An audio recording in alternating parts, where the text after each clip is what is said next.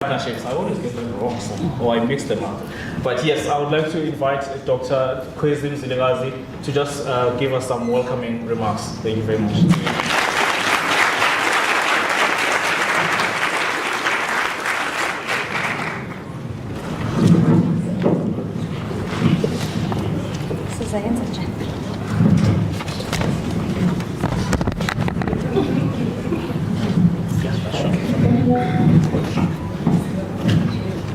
Okay. Inkosi mphathe Nqubo. Kwiindwendwe zethu ezibekekileyo nangakumbi kwikhaya nenzala katata uBantu Biko, kwizithethi zonke, oogxa bam ngakumbi uSekela Ngqonyela, Professor Sizwe Mabizela, kunye nabafundi, ndiyazibulisela ngobu busuku bokuphehlelelwa ngokusesikweni kwencwadi kaXhamela utata uBantu Steve Biko. A warm welcome to uNokwindla uNkosinathi Biko. Welcome to another Xhamela, uNokwindla uMamgcina uGqirhalwazi uAthambile Masola, who are part of the collective that made the publication of Ndibhala Intando possible in December 2025. A warm welcome to the moderator of this discussion, Uxuma Songenwa, and the discussants, Yomelela Dulaze, wave, and Kekezo Dibakwane. Here's a fun fact about them. They are all our Rhodes University postgraduate students, scholars and change makers of this moment. Another fun fact is that Dr. Masola was once an undergraduate, an honors, a master's, and a PhD candidate of our university, Rhodes University.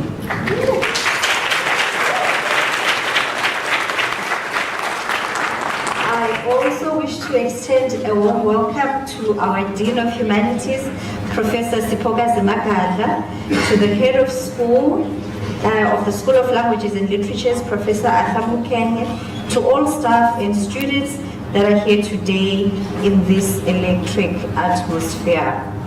I would also like to extend a word of gratitude to the NRF Sachi Chair for Intellectualization of African Languages, Multilingualism and Education, Professor Dion Gomo, in the Political and International Studies Department, led by Professor Edward Jordan, for organizing the launch of Biko's classic book, Ndibhala Intando.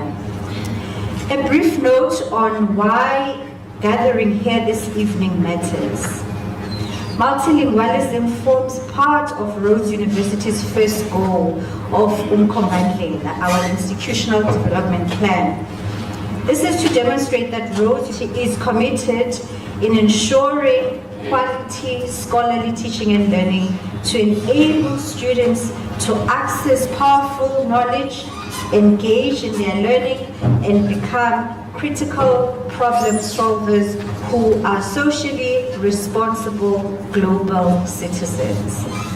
In doing so, the university commits itself to ensuring that it is actively developing and enabling a multilingual environment in which African languages can prosper as languages of scholarship, research, as well as teaching and learning. This book launch marks a continuation of Rhodes University and Makanda's distinct and enduring links with the Biko name and legacy. Firstly, it was at Rhodes University where Biko and his peers staged a walkout at a National Union of South African Students, NUSAS, conference back in 1968, leading to the formation of the South African Students Organization, SASO. The second link was forged 49 years ago at the intersection of Beaufort and Somerset Street in then Grahamstown. It was in this town that Biko would be last seen as a free man before his arrest and killing in 1977. Kwakhona, Ndibhala Intando was translated by Rhodes University's own doyen of African languages, the late Professor Peter Chobisa Mtuze, Umbatane. In 1988, Professor Mtuze made history by becoming the first ever black professor at Rhodes University, where he served with distinction as the head of the isiXhosa department, which is presently known as African Language Studies in the School of Languages and Literatures.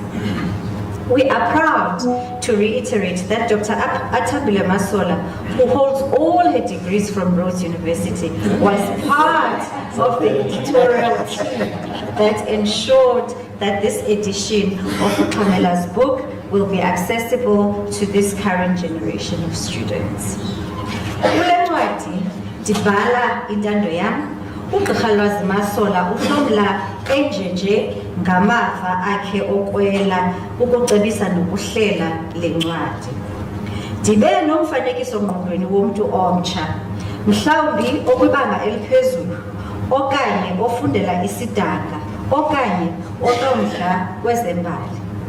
Lo mfundi mhlawumbi uyonqena ukufunda isiXhosa ngelithi isiXhosa sinzima. Loo nto ithi ugqibele esikolweni ukufunda isiXhosa, isichazi magama akanaso, kodwa maxa wambi usebenzisa uguqulelo lukaGoogle xa emincikile sisigama. Ngabanye abazwi unakho ukusonqena isiXhosa, kodwa uyasithetha. Umamela umhlobo wenene FM okanye iTrue FM.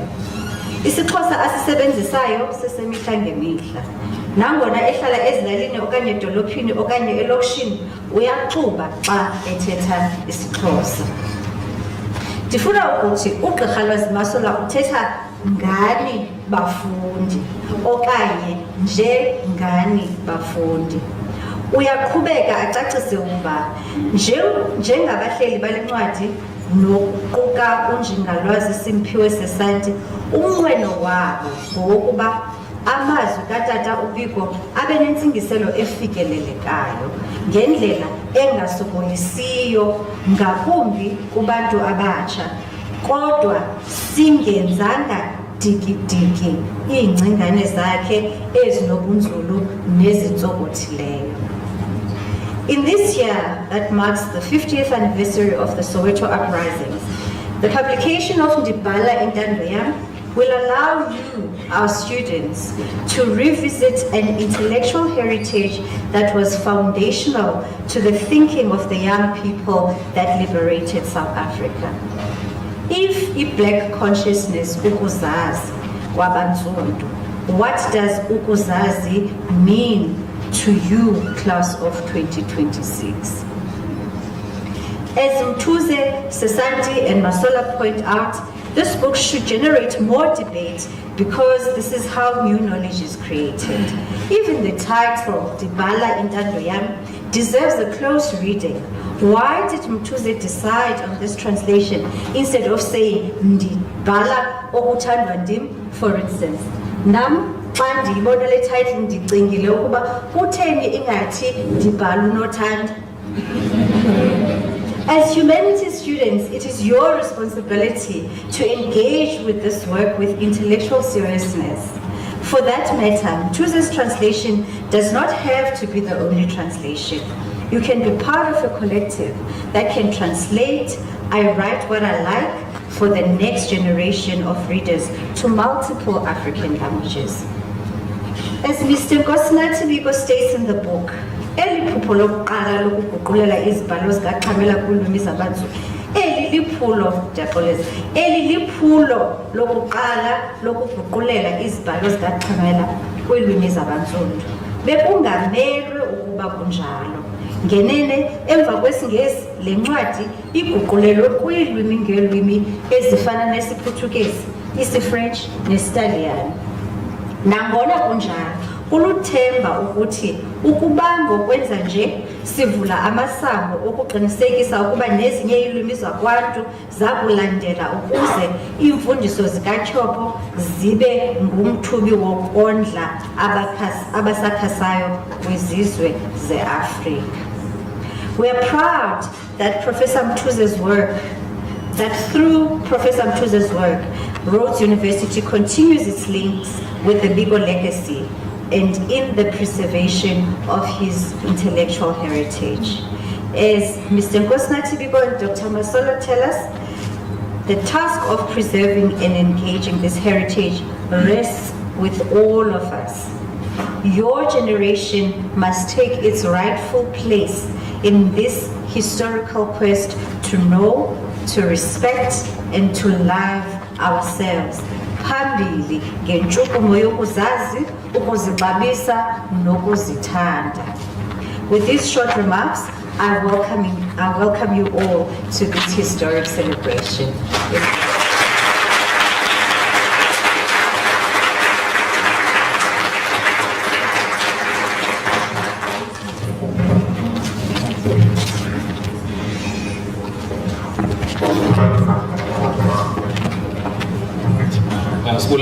Madam DVC I enjoyed how you laid that out for us and how you mentioned some of the things that Dr. Masola and Mr. Bigo are saying in the book, especially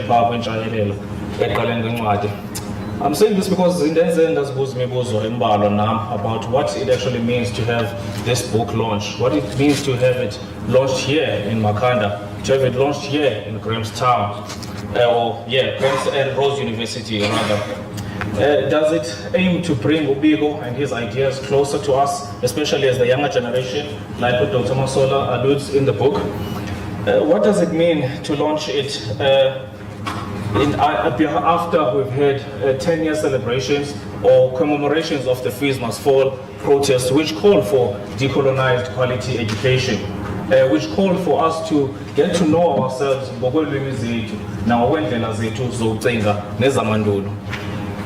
But I also ask myself, does it contribute then to that liberation of African languages that was deliberately denied, that development of African languages that was deliberately denied since 1910, where only Afrikaans and English were given priority, where only Afrikaans and English were given space to develop, right? I'm thinking like I'm teaching my first year students.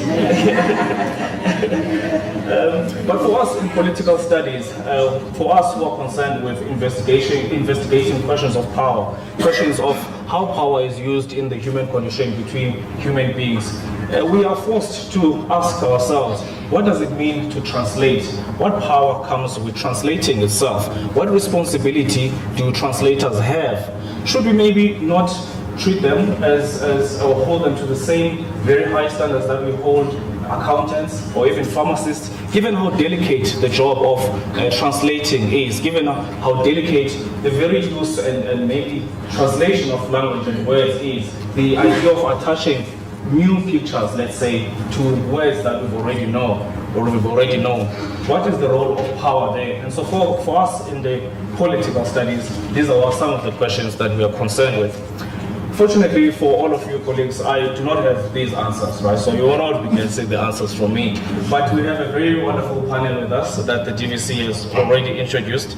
We have Ms. Keketo Dibabane, and I'm sorry, because we think we misspelled your surname in the poster. So Ms. Keketo Dibabane is an honors candidate in the politics department. She is one of our panelists tonight. We also have Ms. Yomelela Dulaze, who's an MA candidate in the politics department as well, who's also worked, who's got a background in African languages, or it's a school of languages, so she has probably some interesting things to say about what she got from the book as well. And then we also have Dr. Ndibhala Masola, who's a scholar, former student of Rose, as the DVC has said. She's a scholar, she's a writer, and she works at the University of Cape Town. And then we also have Mr. Nkosinathibiko, who's an author himself of 2 books, I believe, and he is also the CEO of the Steve Biko Foundation. And as the DVC has said, he is also a family member of Mr. Steve Biko himself.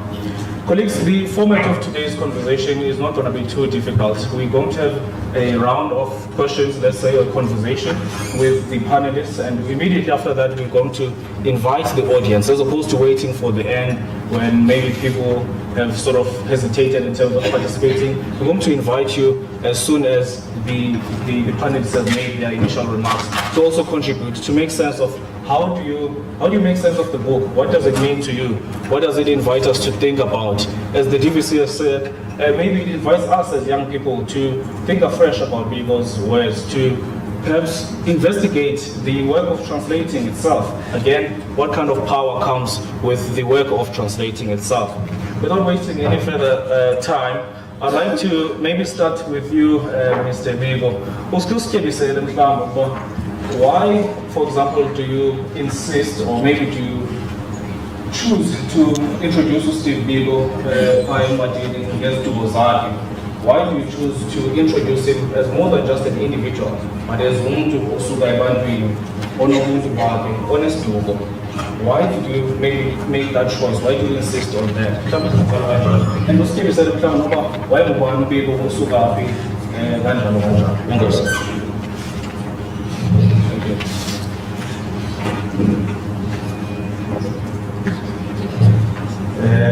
Enkosi mhlale ngaphambi. My reason is ngiyonke ngisuka ngapha enkonzweni uthole bani ngegama inkosi yethu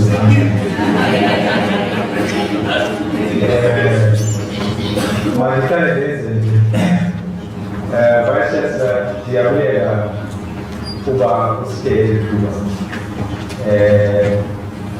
one of the most memorable visits to this institution was the occasion of your installations, an occasion on which you invited Mount Nico, and in your inaugural address, you wrote this most beautiful love letter.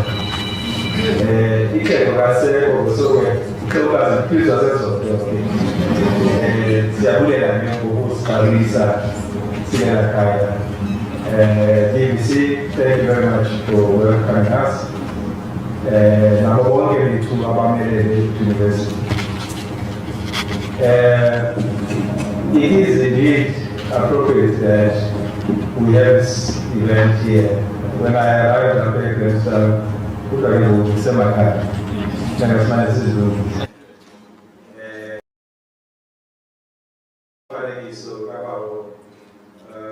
as you come in here, there's a substation of Bomado, like I has Nigaba, Amvesa, Jemba, and Jemba, Yaifa, Kala, and the process is room silence. So it's good that we are giving his words again. He has in his own language. We are the Ndibhala misunderstood. Ndinengayo telephone. Umsebenzi wami undisebenzise kakhulu yembali yofo apha endilandelayo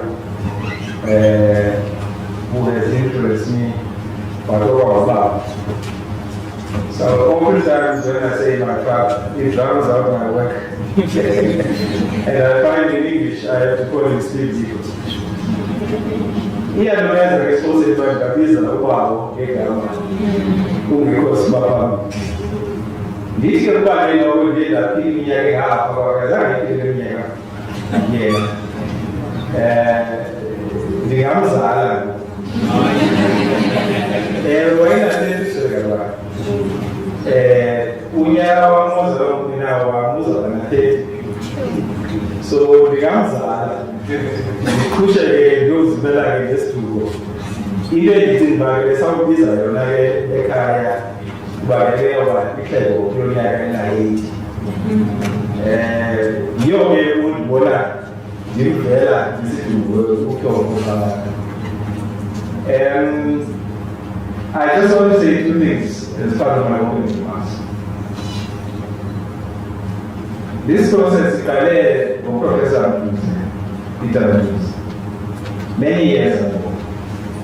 And when we put the challenge to him, he turned it around very, very quickly. And we were assured that, of course, whatever his product is going to be linguistically there. It's going to be linguistically pure. I then began to have a bigger challenge because linguistic accuracy is one thing. But how much of the political language have we left by aspiring for linguistic purity or accuracy. And so Professor Sasate was the first of the other people we asked to re-engage with the output Professor Please. Ukwenza basiqinisekisa asishimva in the political language. Zininzi ezayithi ikhona lezi Ndibhala usenyongo. Akona inyongo. Sike sayithola ke manje.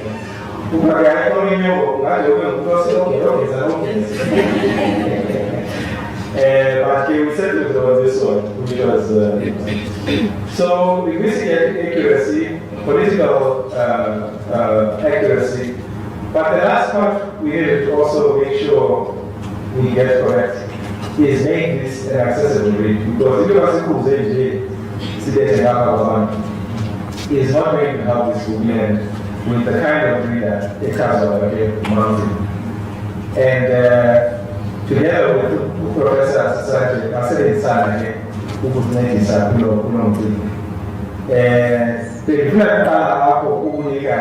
just a little bit of the background. Today I didn't believe aside because I was not sure who was so familiar and sure. But when I read the final version of this thing, I found in it what the publishers have themselves come back to confirm. This is one of the best translations they've had in their portfolio. So, Sibulega, Kumonti again, his own mass, my region, but it happens that I have come back a little bit. These old mass back the time is kind of related to the person. Put on one thing. Yeah, I try to get you on it.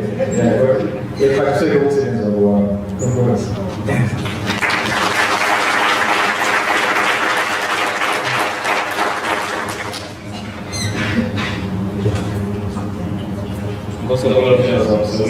Maybe Dr. Mosa, I disagree with exactly that point Phil just made. Where does this project come from? Mhlawumbe singaqala nge-title njengoba uDB sethu mhlawumbe singangenanga nzulu, but isuka kule project.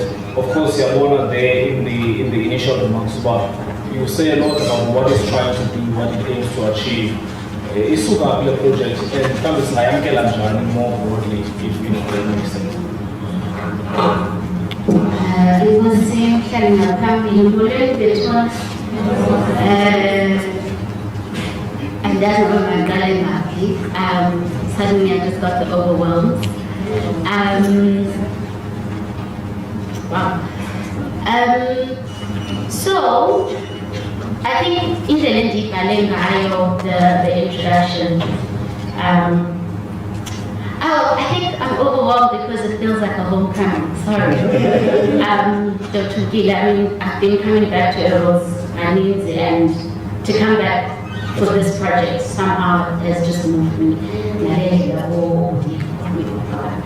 And maybe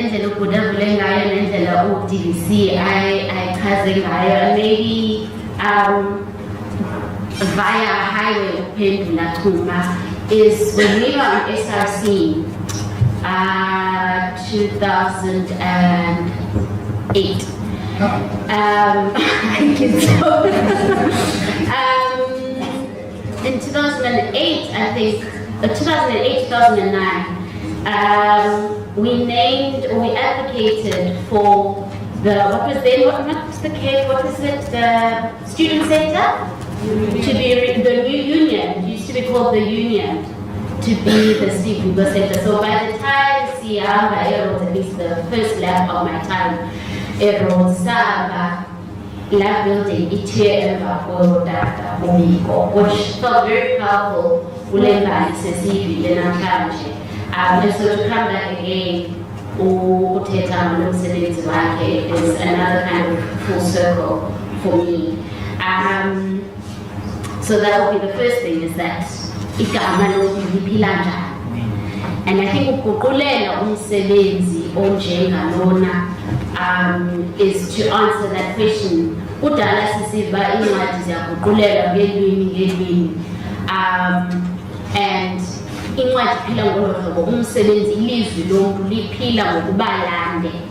and I think translation, with all its politics, with all its limitations, iyakwazi ukwenza loo nto, yandisa ilizwi lomntu.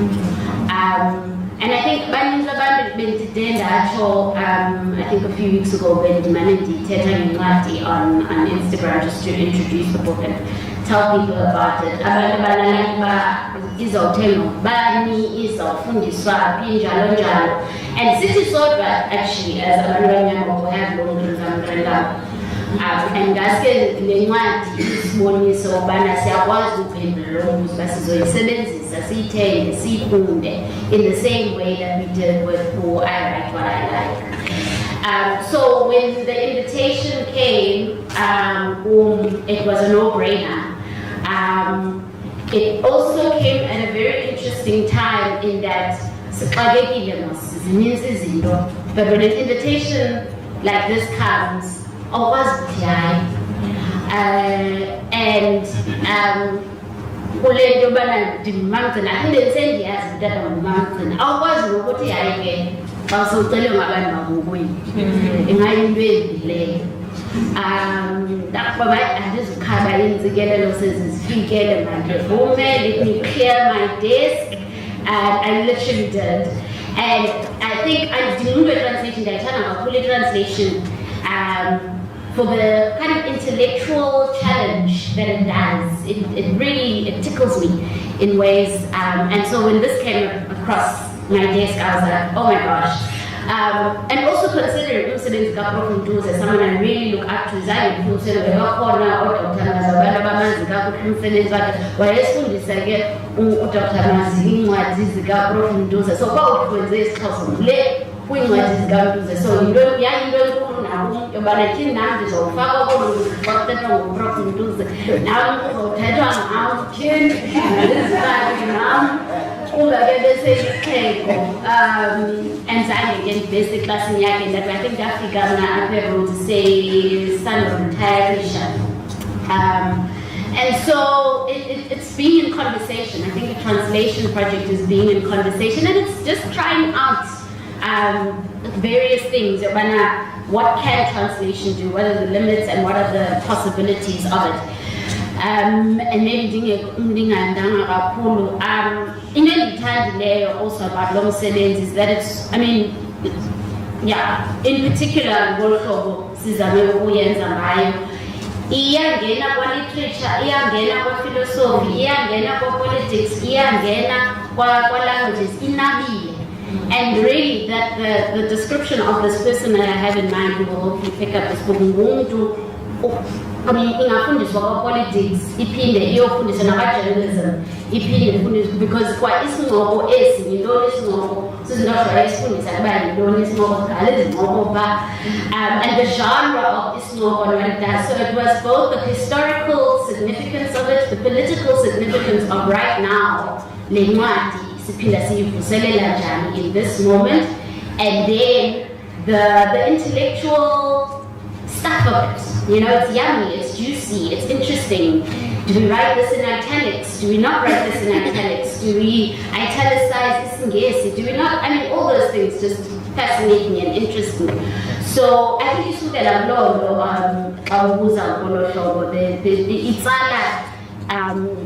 izinto ezininzi and idibane kule ncwadi.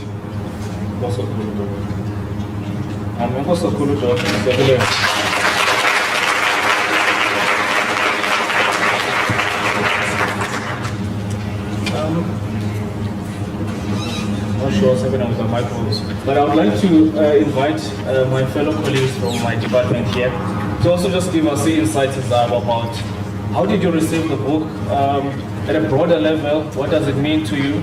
Yongelela, of course, when you also have the expertise as Kose in particular, what does it say to you? How did you receive it? Did it spark new imaginations? Did you hear from people later? Okay, on the long project, it was not a seven. Yeah, please try. Oh, okay, I do the long project. Yeah, please. Oh, okay. Ngiphambi kuba ndithethe benginenselelo yami enqabayo, okay? Kodwa ngenxa yexesha. No, please. Oh, okay. Okay, Ndibhala, okay, kukho imbongi endiyithandayo kakhulu, utata uThukela kaPhoswayo, uthi xa ethetha ngendalo azilingani inkosi ziyashiyana nokuthetha kwazo kuyehluka. Kodwa ndithi xa ndi-interpreta le nto yaba ngathi ndinokuzijongela phantsi, kodwa ndithe ekufundeni kwam le ncwadi ukuba ibiyiBhayibhile benza ukuthi indiphilisile umna indim. Ekufundeni kwam le ncwadi nasekuhlalutyeni le nguqulelo yale ncwadi kaSteve Biko, ndiye ndaphawula apha ukuba okaBiko noNjingalwazi uMthuze baqulunqa okanye babhicotha ipolitiki ngesiXhosa. Zawuthandwa naba kakhulu Buchule. Apha le ncwadi le yingcingane yezopolitiko ngexesha lengcinezelo, apho okaBiko wayesenza iinzame zokomeleza apho okaBiko wayesenza emphazamisa.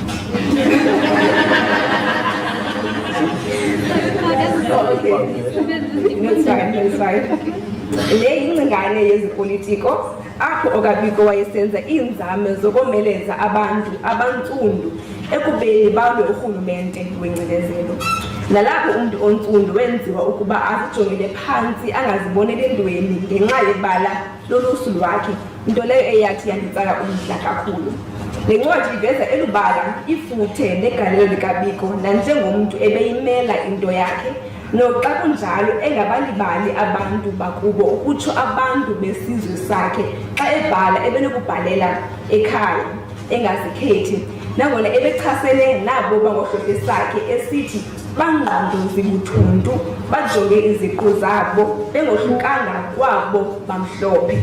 Ngolu hlobo uzama ukuhlangula abantu abantsundu kuloo mgibe wondlela ezikhanyelanga.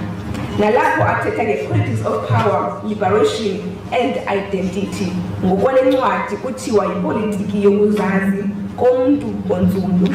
Kupage 32 uthi kule nkcazo ke kuyabonakala ukuba lo gama abantu abantsundu babulalekayo ukuzijongela phantsi, eso isisiphumo seminyaka engamakhulu amathathu yengcinezelo yangabomi, ukunyukulwa nokwenziwa intlekisa abasayi kuze babe nakho ukumncedisa ukwakha nokuqingqa uluntu oluqhelekileyo apho umuntu angeyiyo nayiphi na enye into ngaphandle ukuba engumntu ngokwesiqu sakhe. Yiyo loo nto into efunekayo njengesikhokelo kuyo nayiphi na into enokuthi ize ukuba kubekho ulwakhiwo olomeleleyo ezisekweni ezizezinto lokuziqonda kwabantsundu, ukuze abantsundu bakwazi ukuzibonakalisa ukuba bangobani na, bakwazi nokulimela ibango labo elifanelekileyo.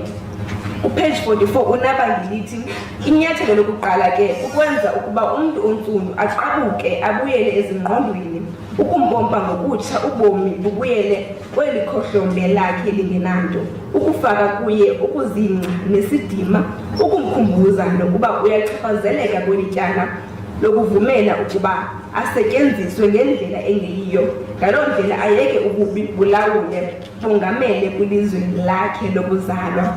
Sithetha loo nto xa sithetha ngokuzifuna nokuzibhenqa, nantso ke inkcazo yegama elithi ukuzazi kwabantsundu.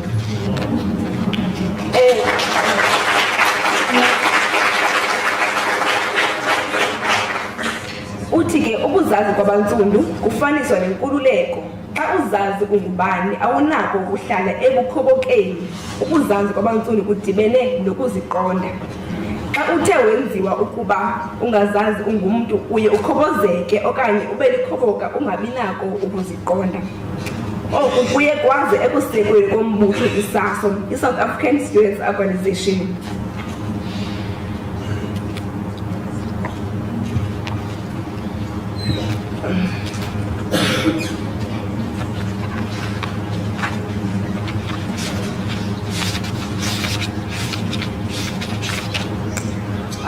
Ekusekweni kolombutho isaso uthi ukanti into eyenziwe yisaso kuqwalasela le meko ikhoyo elizweni iqonde nokuba ukuba abafundi abangemhlophe ukutsho abafundi abantsundu abazikhuphi ngokwabo emgqobhozweni naseluthulile abasayi kuze babe nethemba lokuphuma kuwo. Ukuza kulaa ntetho yakhe ithi black man you are on your own. Kodwa ke ngokwe-languaging yalo mbhalo uthi black man you are on your own, ikhona ingxakana endinayo ezawuthanda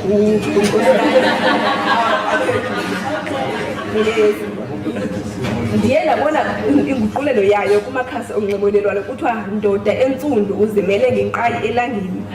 Apha umbuzo wam, ingaba xa esithi black man uquka wonke umntu ukubandakanya amanina nam, kodwa amanina ayingawo amadoda ngokwesini. Kwaye ingcinezelo yayingabhekiselanga kubantwini abangamadoda kuphela, nakwamanina ingcinezelo yayikubo. And also women are also at the forefront of the struggle. Ngapho kubonakala ngathi u-empowerisha only amadoda.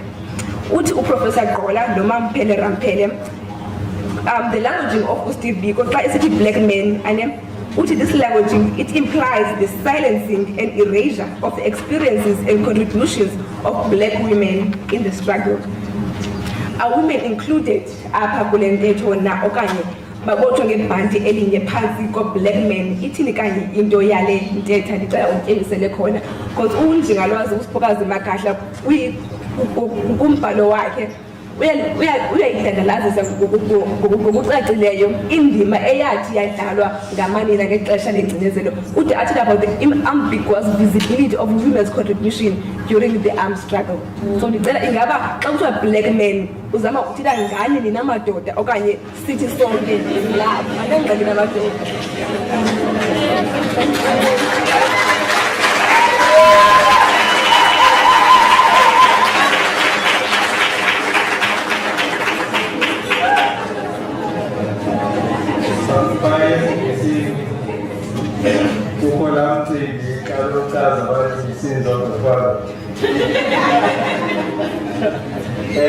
Iqinisekile ukuba abashinga phansi. Isiqinisekiso sisibona kwindlela abathe bona ba-operate ngayo, beyisaso, njalo njalo. Ndikhe ndahleka apha, I think ngo-2016 okanye some year like that. Kukho idebate yokuba South Africa is not ready for a woman president. It was within the ANC. The first president of the Black People's Convention, which is the organization that was born after SASO, was a woman, Umamukwa. Ndiqinisekile ke ukuba ke abantu abakhokelwa ngoomama ngo-1971 xa bebhala bashiye umama ngaphandle. Ilanguage ke elaa xesha ke ibinayo masiyiqaphele, but ke ngokwe-posturing kaBiko in relation to the struggles omama, I think umzekelo siwubona apha. By 1974-5, all deputy president beSASO included uNkosazana Zuma-Zuma nabanye ke abaye badlala igalelo, oDr. Vuyiswa Mashalaba, who was on the first committee naye eSASO, njalo njalo. So I think eyona ndlela yokuyi-understand is to look at what was happening within the organization. And I think that it gave me the reflection organization perhaps more than ever.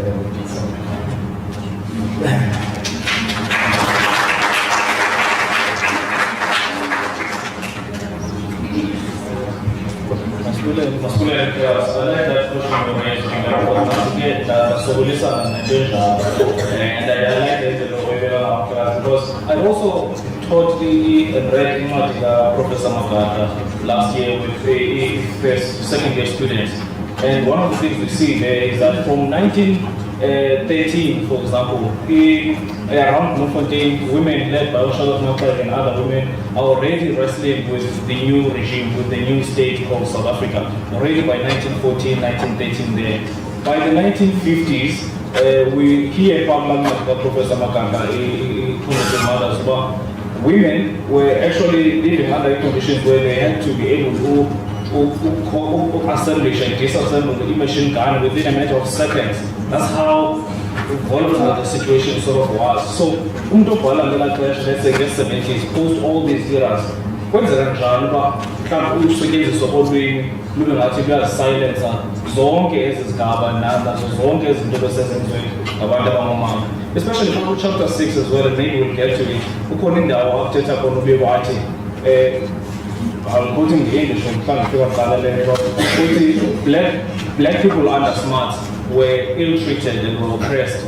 God was, but this is a matter. He literally says like that. I think another posting clear image on the floor. And then it goes on to talk about what by the time he's writing, who paid it but there's an insistence on using Udoda to represent the situation of black people in general. And it's hard to avoid la use of language, la insistence on genderizing family struggle and when somebody's post on family so relief about calling the weapon but I like that point. And maybe let me come to you as well.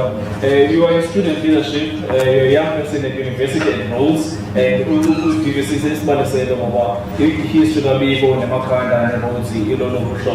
how did you receive the book? As someone who's in the SLC, I think there's a chapter 2 there speaks about the SLC as well. I don't have to speak necessarily to that, but as someone who is student leadership in 2026, how are you receiving this kind of project? What does it say or mean to you?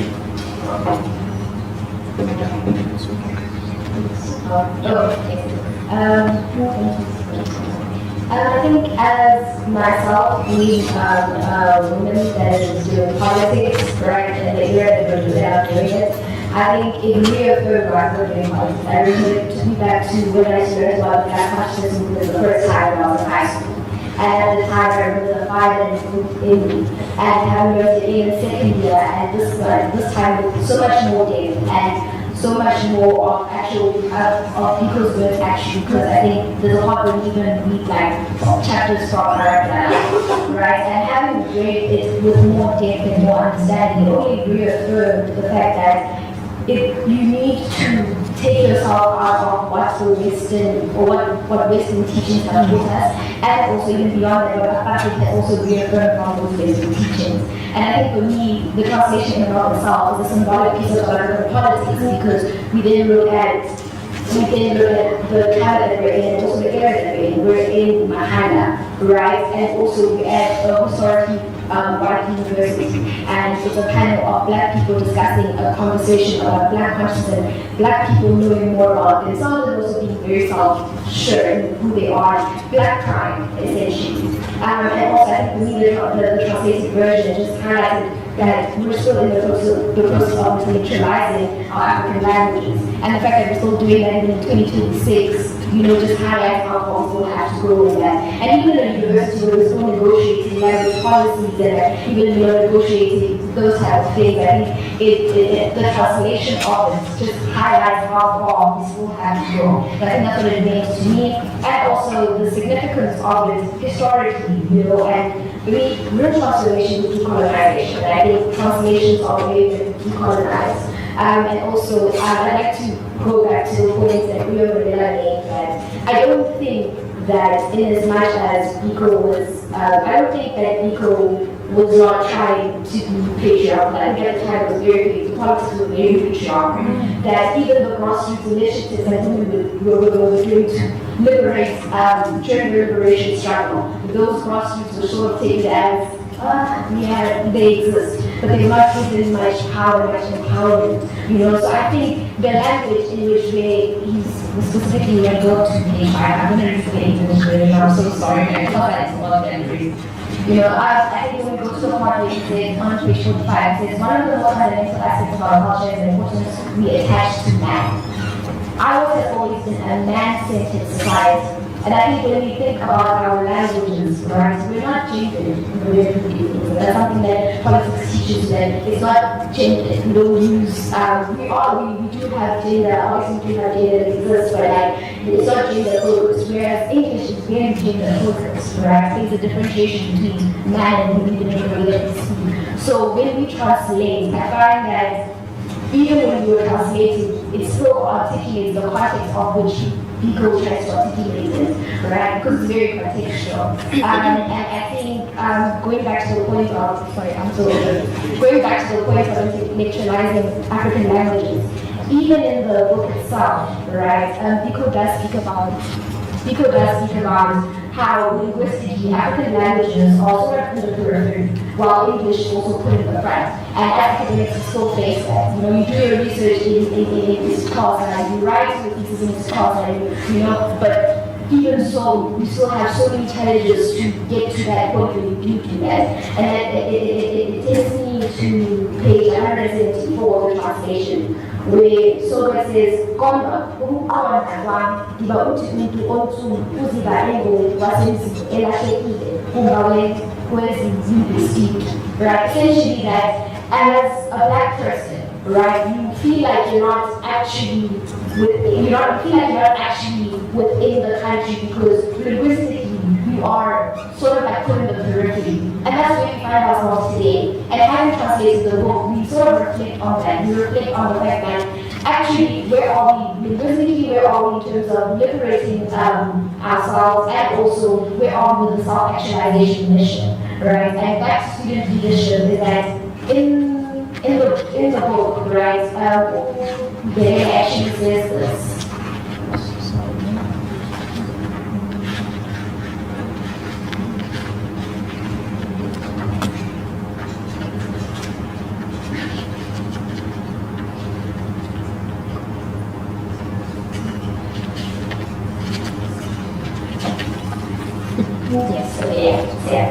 The basically says each generation may find something to emphasize and make something else, such that there is change and continuity in goodness.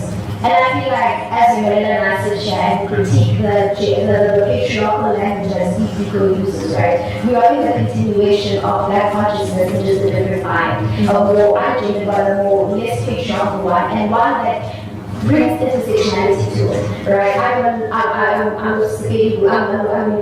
basically, right? And Yolanda is a Xhosa, right? And we're sitting here still engaging, having this conversation, right? And that in and of itself is a historical moment in making, right? And I think that's the continuity of black consciousness, and that's what we're witnessing right now. That as different cultures, we can still come and understand that the meaning of translating into Xhosa holds a lot of value, even as a non-Xhosa speaker. You know, I think one of the things that this translation made me reflect on is I wish it could be done in Spain.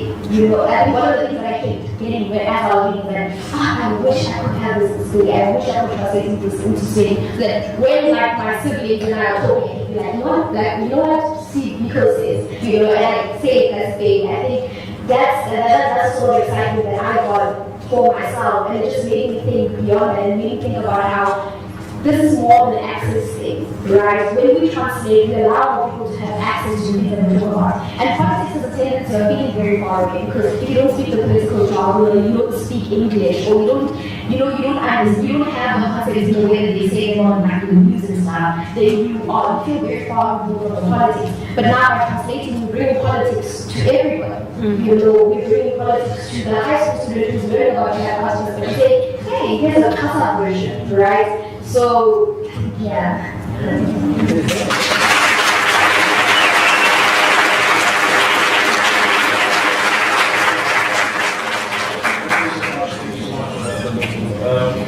You reminded me of a question I had when I was reading this book as well, the various chapters, and again, I really enjoyed chapter 6 of the book.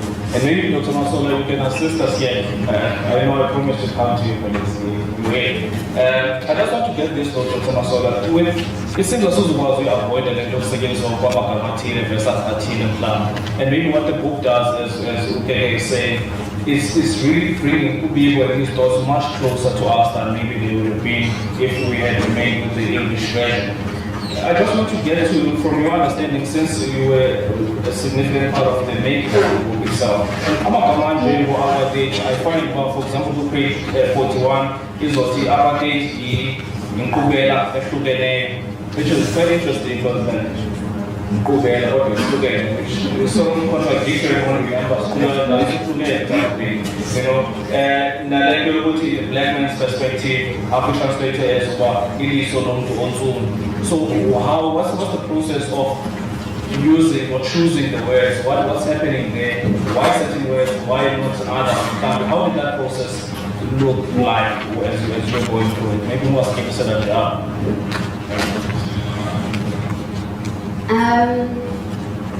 Yeah, unzima lo mbuzo wakho because I think oyena muntu bezokwazi ukuphendula uprofunduse and not so much ndibalekela kuya maybe just ukunyanisa uba what my role was.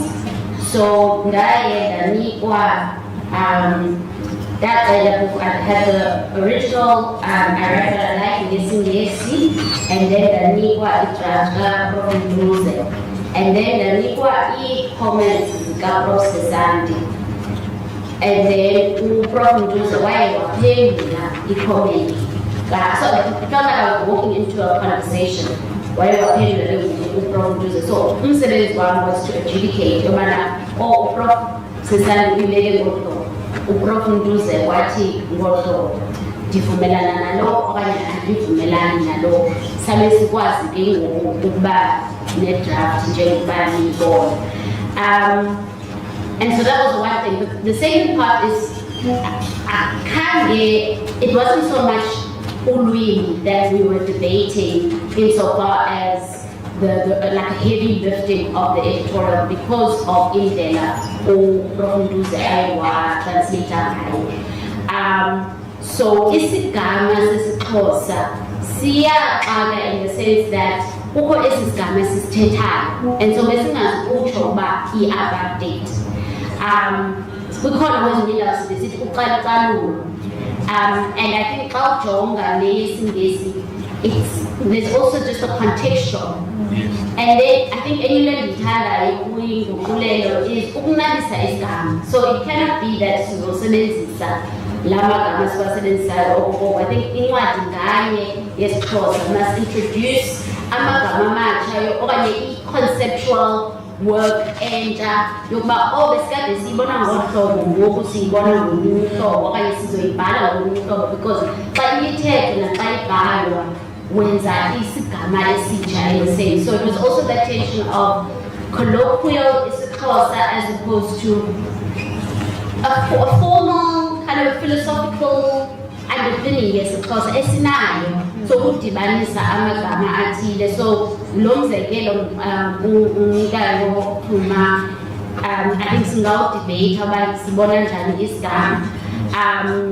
And I think enye indawo eyenza umdla kwa even eligama Ntsundu. I think uProf Ntsuze waqala ngomnyama and then Prof Sesandi wathi noma asebenzise uNtsundu, which is it's a philosophical kind of conceptual. Once you say you're getting closer to something else. In a political of a particular context. So those are the things that we were discussing. Even Nandi is even this word uzazi as a way to think about consciousness, because as it consciousness in the sense of in the way that it's used, but uzazi means something. So often kwalo concept bekude ebantwini uyafuna amanye amagama okanye esinye isigama sisondele ebantwini to expand indlela abacinga ngayo and to immediately read it and understand it. Awufuna umuntu abehleli nesichazi magama ecangwane. You want people to be able to bayikuphelele because of the original sense of the essence. I mean, not zonke izimoko ezilapha also essays. There's the one section that dribbled me completely as well. The case where it's a dialogue with the judges. And there's that section where the judge is getting quite nitpicky about me, brownie or nyama. And that was an interesting linguistic thing, so that ingalahli umuntu ngoku oyifunda ngesixhosa. So we even debated sizosebenzisa udaga okanye intsundu okanye umnyama to unpack it and interpret, because it is quite interesting in a philosophical way. It's not just phenotype that is after, and then nendlela kudabikwa aphendula ngayo. So I mean, I think these are the kind of things that we hope essays will come out of this. And for people to respond and say, actually, someone I think it was an interview on Power FM, was nitpicky about the consciousness norms. Does it get to the same place? Should we have created a new word to really capture consciousness? And I was like, no, I'll say to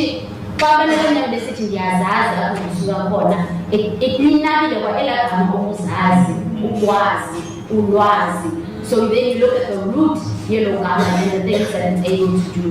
And then the other kind of, it felt like a small debate, but I don't think it was. One of the things Professor Sandy was quite adamant about, which was inyanga.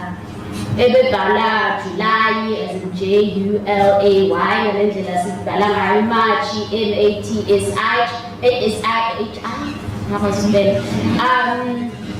and Prof was like, no, sinazo inyanga.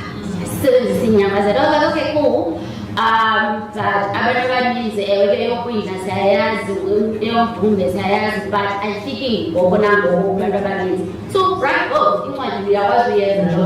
so that abantu baqhele wabona omabili namagama kade baqhele ba imagine eyokuyita June eyesilimela, and we can get better and better at that. So I mean, maybe that's just the teacher in me that constantly wants scaffolding in the process and not to make it overly demanding about it, because I think the beauty in is the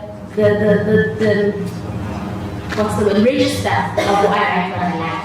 Does it particular thing? Yes, again, like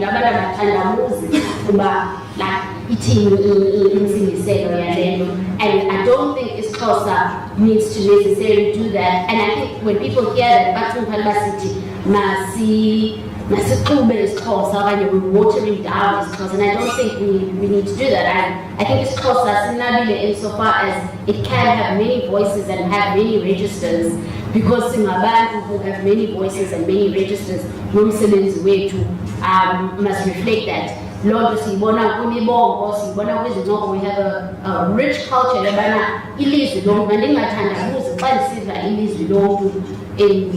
1920.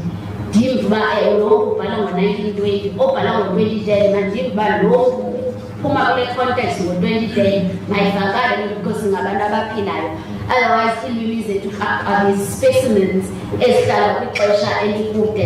as it is, this is as a solid. And I think that's some of the frustrations when they do say things like, it's closer Zinzima. And I guess Zinzima again, because this is Zinzima, like, okay, cool. But then how do you, and it's about having a variety of voices to choose from. So find funda unomsizi mkwetho mandiyazi ba okay ngilungise ingqondo yami ngizofunda ngohlobo xa ngizofunda useyipage yakho mandilungise imibongo yakho ubhala ngohlobo xa ngizofunda sifikiswa amaqashela ngilungise ingqondo xa ngifunda uTata Sawule like you have a range of voices in your head, and you've got vocabulary to be able to access. So and I hope playing in particular now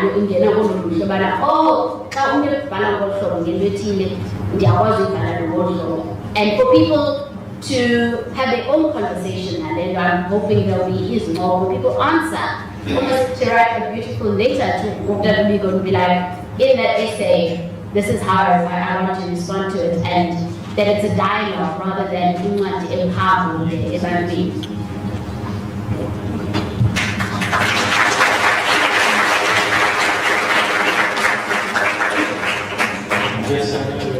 Oh yeah. Oh Dr. Masola ne. Ngokundifunda le ncwadi ndingathi into endiyenda into encomekayo ne kule ncwadi kwiguqulelo lene kukwakhiwa kwesigama esitsha uyabona into endingayithandiyo ne xa siguqulayo leba kuhlenzela siyaboneka okanye we-indigenize like amagama, and then kwathiwa bana i-black consciousness movement kodwa kuyintshukumo yokuzazi kwabantsundu kungathi ubana i-black consciousness okanye i-consciousness emnyama into ezinjalo yabo. And also because into ehleze xa xa kubolekwa laa nto yinto like ikhuthaza ubuvila kutheni singahle nje sinesigama sethu and then ingxaki enayo le accessible language nento nesixhosa esidiphi esixhosa asinaso isixhosa esidiphi nesixhosa esintsonkothileyo futhi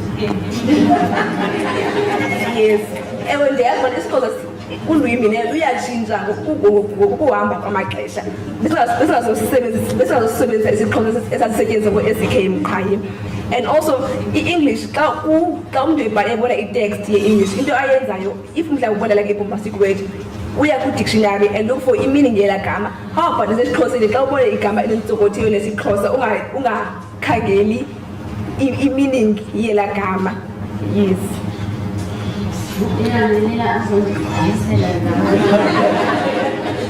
So kule ndawo yokuba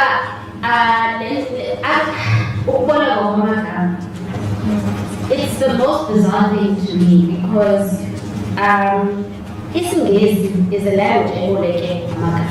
That's how isiNgesi became isiNgesi. Yeah, but isiNgesi sigcwele isiLatin, isiFrench, isiSpanish. So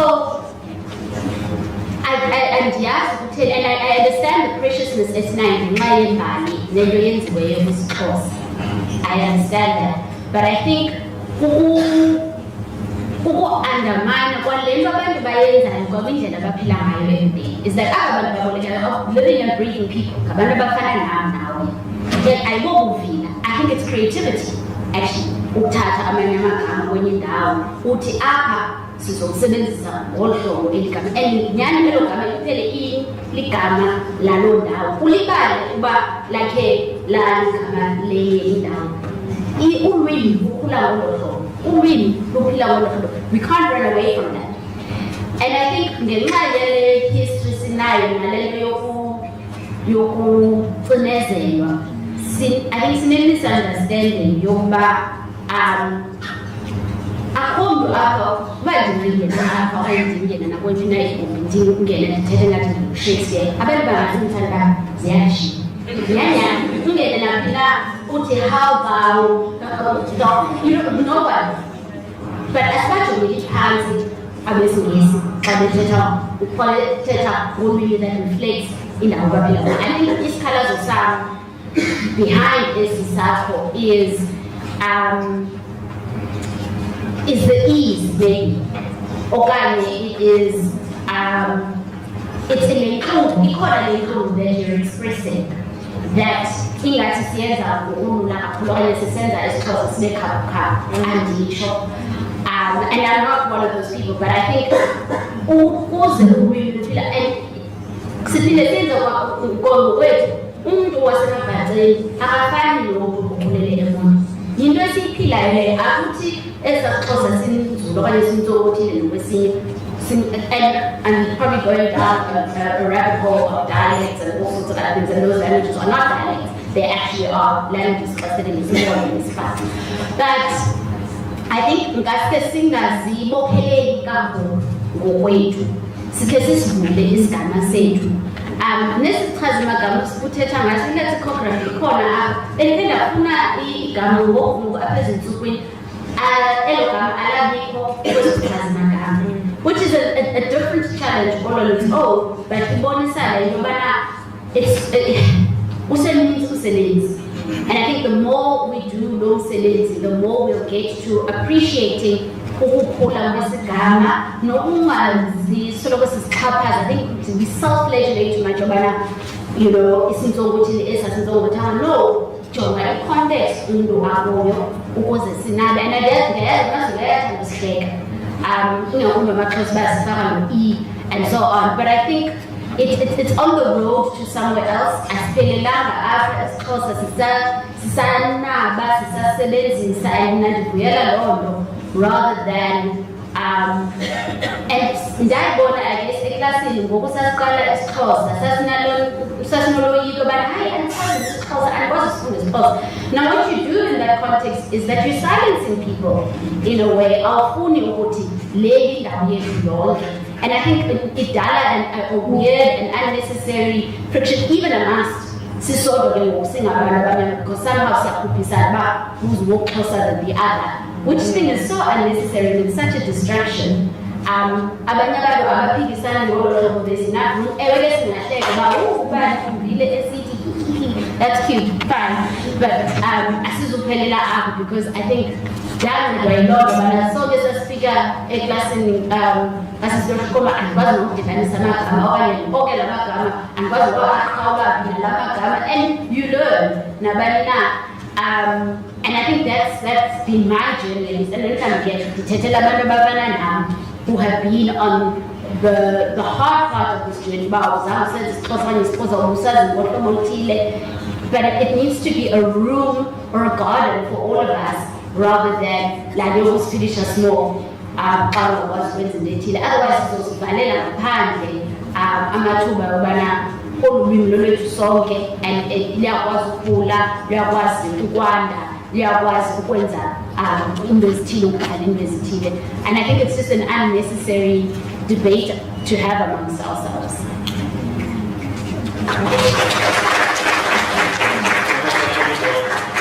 Colleagues, friends, I'm reliably told by all Professor Momo that we do have a copy of this book.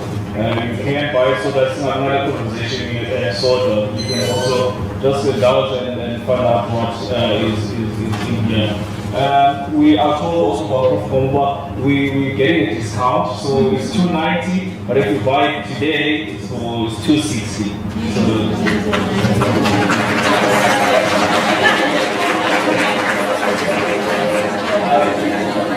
I'd also like to just invite you as well to follow this conversation. Give us your thoughts. How do we make sense of this book? What does it mean to us? What does it mean to you? What questions does it, provoke you to think about? So I'll take a round of 3 minutes, and then our panelists will respond to those.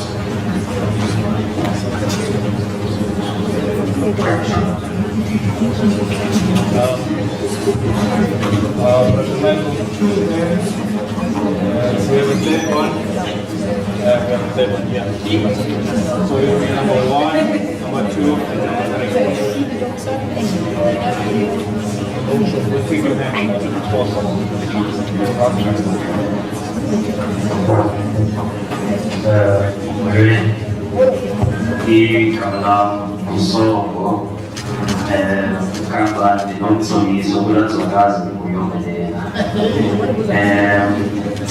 I hope you won't find me very romantic again.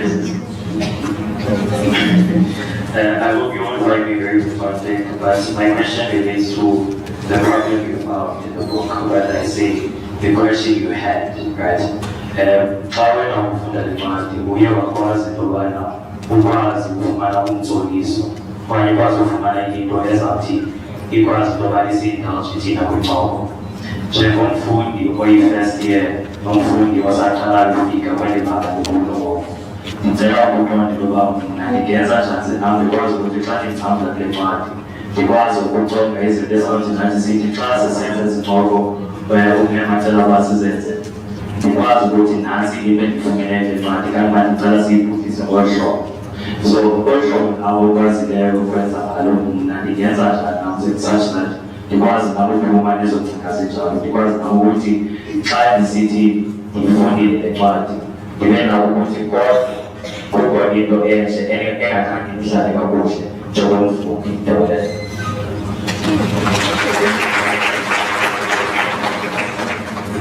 Good evening to everyone. My name is Ndibhala Masana, and I am the newly elected faculty for humanities. So I have 2 questions, precisely to Mr. Nico, but then it's open to everyone who has a real response.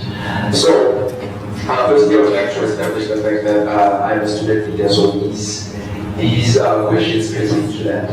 So the first question is that how do you think that Black consciousness should inspire student leadership within institutions of higher learning? That's the first question. And then the second question, also in Mr. Thomas' politics class. So in the politics class, we are taught about the Peace Must Go movement. So I want to know that how do you think we as student leaders who are faced more with economic exclusion nowadays, rather than racial segregation, can be inspired by the philosophies of the consciousness. Thank you.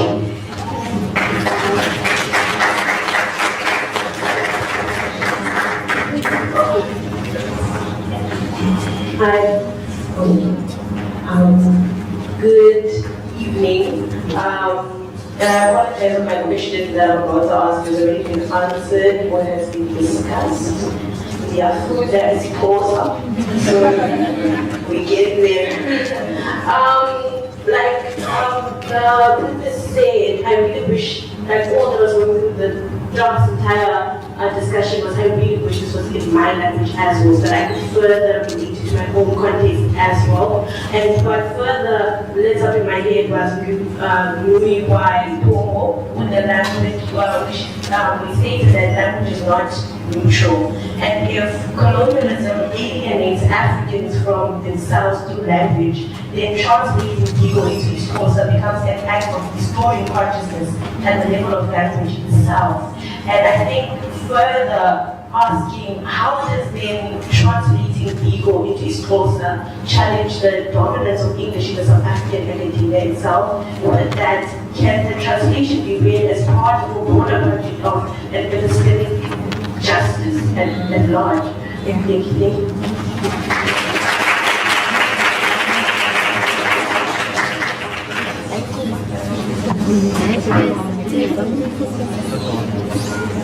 Just one more hand, please.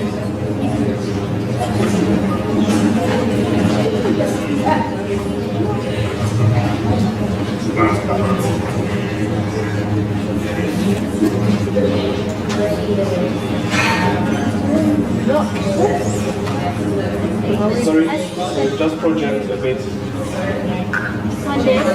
Yes, thank you. Yes.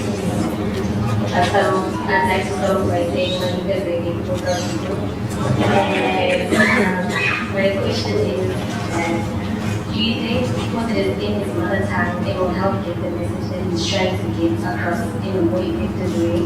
Seeing that translating the thoughts from your mother tongue to English does not always get the message across. I was asking this also because in the book I Write What I Like, he mentioned something about not being satisfied with the fact that he has to write in English and it being some form of colonialism and it going against Black consciousness. Is this contributing to the growth of Black consciousness, the book being written in this house? Thank you.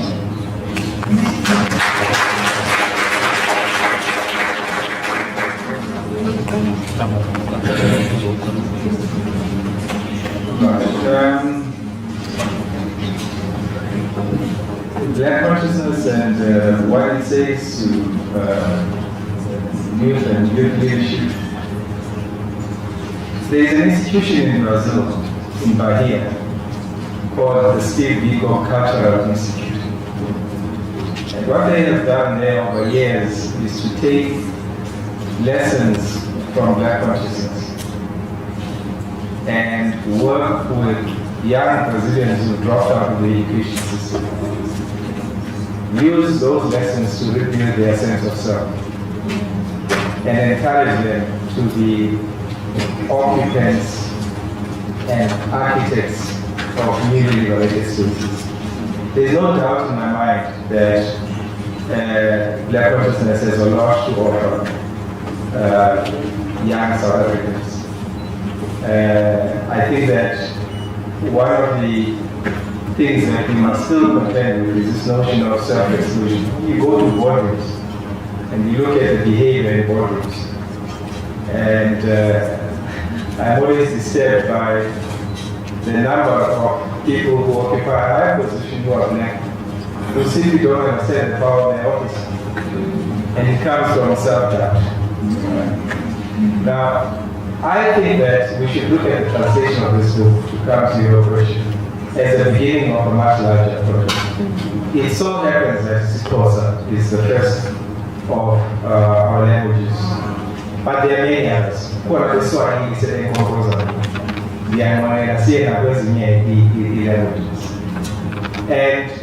And we should be able to do it perhaps swifter than we have this one. Right? Our duty, by the way, was not to sanitize people. there are debates about I like what I like in its original form. Ours was not to cure those debates, is to simply take the new audiences. Yes, sports is that we are all the what you remember Steve Biko. Not because it's important for him. He's all right where he is. But because it's important for you. Right? And I do think that he's one of those leaders who offer us a political vocabulary that is what we require in this country for us to claim our rightful place. It is an African country. The endless debates about converting from Venezuela to Makana or my son was asking me, he is 12, he was asking me, listening to a debate about government, and someone from Boston was arguing that it must be named after Rupert. And he's saying, who is right? And I said to him, just around us here, what are the streets?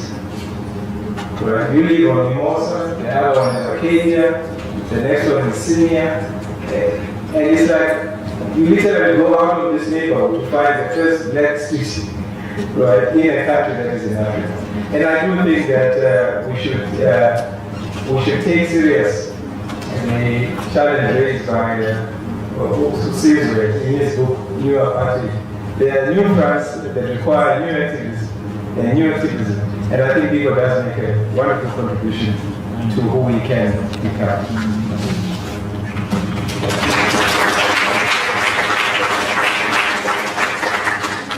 Maybe I thought about this question of epistemic justice. I think the greatest challenge, and I'm going to always about this is part of a long journey. The only way we will know about is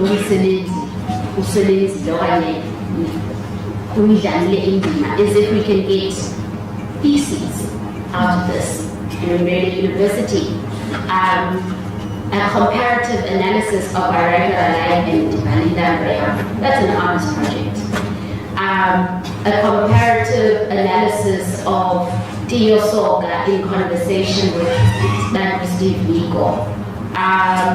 Amy Cesar in conversation with, and so on and so on. And I think it's about upila, and maybe that's the word that's just been, I think in war, upila ngenxa yentoba into iyasebenza and ikwenza ingqondo yakho iphangalale. So for me, that would be epistemic justice, is that we saw more responses to this, that it's not just a book as Omhlanga. It's to lobby to say, how do we get even a better discount? Get rid of some VAT on books, because it's wouldn't want it.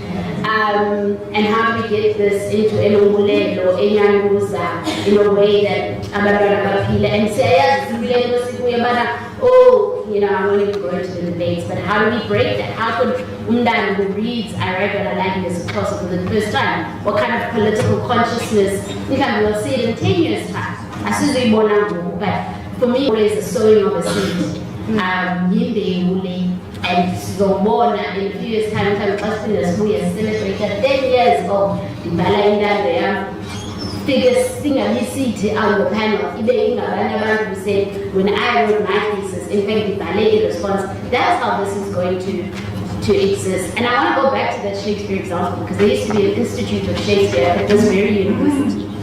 And it bothered me, and I was like, Shakespeare or Lorna. I mean, obviously we know why, but it still bothers me in the sense of, you know, nobody asks questions about why is Shakespeare still relevant. We just take it for granted. But so, we're talking about the relevance of this or why that.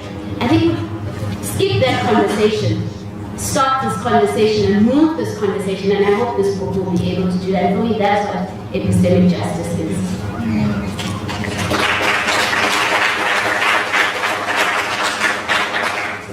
Oh, before ndiphendule futhi le ndicela uhlonze kancinci apho kugqirha lwazi uMasola ke athi gqiba uyithetha I think in any into like mentioning in the political significance so African philosophies should be articulated and preserved in their home languages and incorporated into political literature and research, not only within higher education institutions, but also at the high school level, so that students can engage with their histories and intellectual traditions in the languages that shape their lived realities.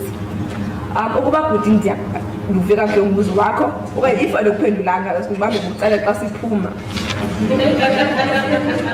Okay, le nkulelo yale ncwadi le utsho umguquleli uProfessor Mkhuze ukuba le ncwadi iqulathe isiXhosa okanye ulwimi olufikelelekayo lalo kuthiwa like i-accessible language okuthethwa apha. Yaso xa ungumntu otranslatayo uye uzame ukusebenzisa ulwimi oluzofikeleleka kwaba bantu batranslathelayo le debate esiXhosa esintsonkothileyo uyabo, and uthi bana ulungiselela abo banxanelwe iimfundiso zakhe nokaSteve Biko.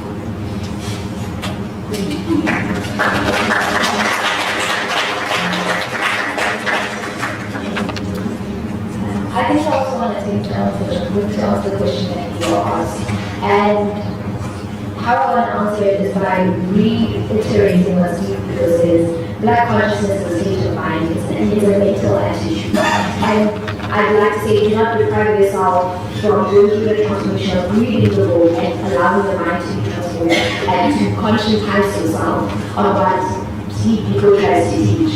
So in as much as we can say and advise you on what we went through in terms of like reading the book and what we found as an issue or what we problematized about it, I think part of the process and the continuation of Black consciousness, each of us problematizing it individually in terms of what do we think it lacks and which Blacks we think can vote. And I think that's the continuation, that's the legacy of Black consciousness. And the question about epistemic justice, I think epistemology is always in context. The way in which we create knowledge and what we define as knowledge is being contested, especially now in the space where we are decolonizing a lot of the things that we know, right? And I feel like part of decolonization is what we're doing right now, like amazing.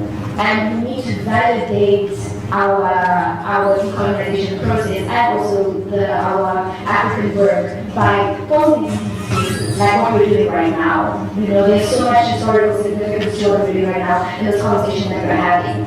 And that brings me back to the question about student leadership. Steve Biko says that slowly and at first and quite fast of late, the Black student community is casting aside the old approach towards solving its problems. And in every peaceful hearing right here in this speech that he writes to SRC president. And says at a time when events are moving so fast in the country, it is not totally advisable to show any form of division among students' rights, especially now that students appear to be a power to be reckoned with in this country. I think something that we take for granted as young people and as student leaders more especially is that we take for granted the amount of power that we have and also the fact that we are the change we want to see. So, and it begins with that. It begins with affirming what Steve Biko said, that we cannot be divided, whether you're a holder of the economic sources, whether you're a substructure. I think all of us together, we have the power to even create epistemic justice. You know, and I think, yes, that's a lot we can take from Steve Biko.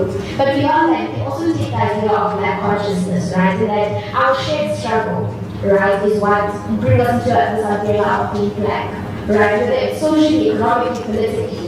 And one thing that we must understand as people, that just all of us really in general, is that we are oppressed by the same system, the colonial system. Whether you're a white woman, whether you're a Black man, whether you're a Black woman, you are oppressed by the system of colonialism and patriarchy. Right? As much as we might benefit differently because of privilege, but we are still oppressed by the same system. So it is up to us to band together and to fight the system and not divide amongst each other. I think as student leaders we try to divide a lot, right? And we take Steve Biko's words of saying that we need to form individual groups in terms of identity, and then we fight individually. No, it doesn't work like that. Yes, there's power in having MedSoc, there's power in having 40 classes, there's power in having SRC, there's power in having forwards. But together we form one voice and we form the future of tomorrow, because we all make the studies and we deserve.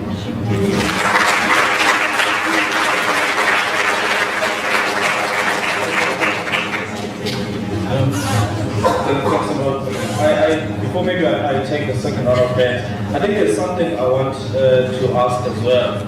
And probably Dr. Masola and Mr. Hugo, I'm concerned basically where, and I think we had this conversation with Yomelela as well a few days before. What was Bigo's relationship with liberals or with liberalism in general, right?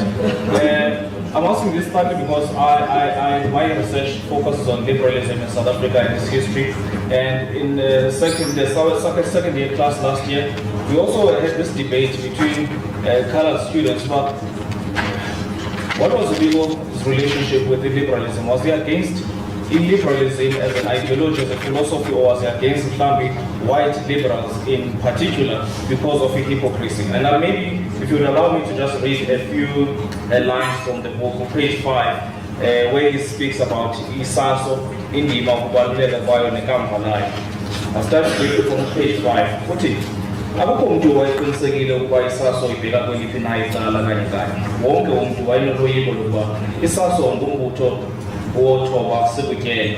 Iqelana labamhlophe lalivakalisa uloyiko lokuba loo nto luphawu lokuba kungalula ukuphethukela ekubeni libe lelo mayitshe.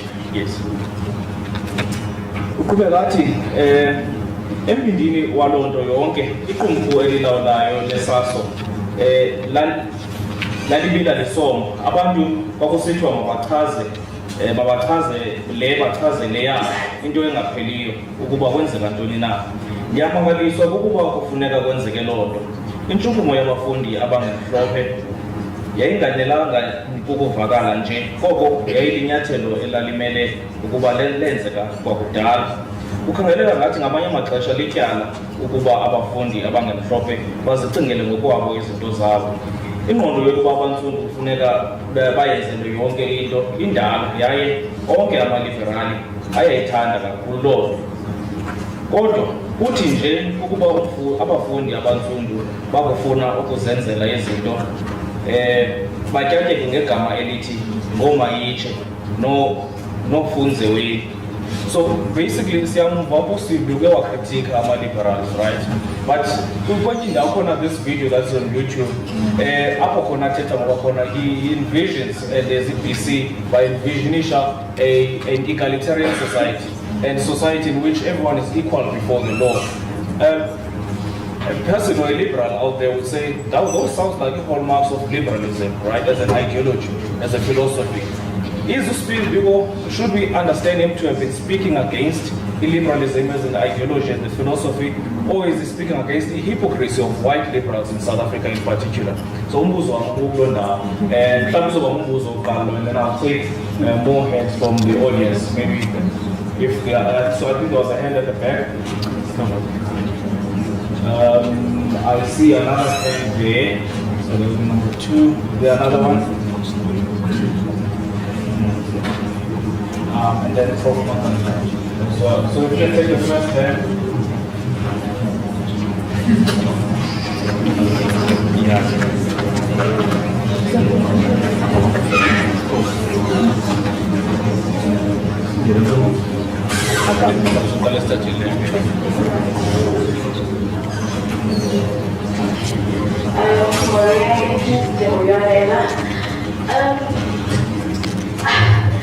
I just want to ask,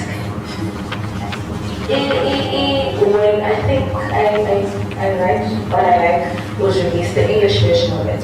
It was released in a crucial time where black people need to understand who they are and to fight against the MP government, right? And then the Xhosa version, I think it was released last year, please correct me if I'm wrong.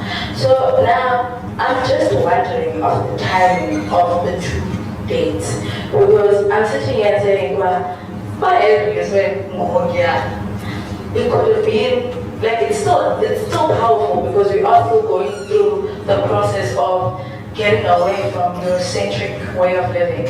But if it was released at that time, the Xhosa version, wouldn't we have avoided the MP censoring of saying, no, you can't release this, because the English version was direct confrontation, which was perfect.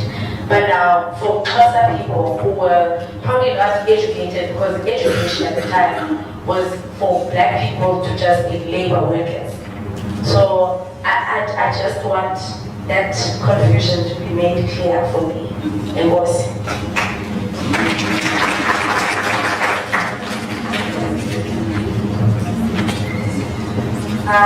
Good evening. I have read the Xhosa version of the book. My question is, does translating Umbiko into his Xhosa change how we understand his ideas, considering that I write what I like, was originally written in English? Could expressing his ideas in Xhosa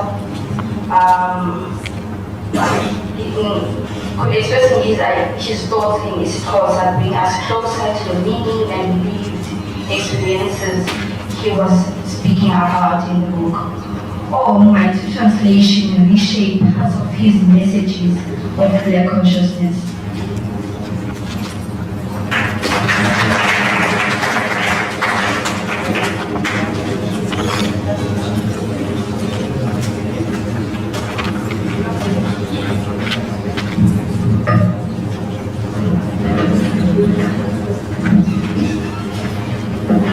Thank you so much. Mine is not a question, and I'll keep it short. It's just a challenge. So the comments that have been made are saying, and therefore did what? The challenge is to read the book. Professor Mahmoud Mamdani, in his latest book, Slow Poison, about the making of the Ugandan state, he says, when he was at the University of Dar es Salaam, he was in no less than 10 reading groups. That is outside of normal university business of going to teach. Reading with peers, reading with students. And one of the people who was in one of his reading groups became the Ugandan president who's been in power now for 40 years. So what I'm saying is that the invitation is to read this text. How can a university that has a Steve Biko building have an SRC member who has not read Biko's book? How can any student who lives at Ellen Kuzwayo residence not have read Ellen Kuzwayo's book? So,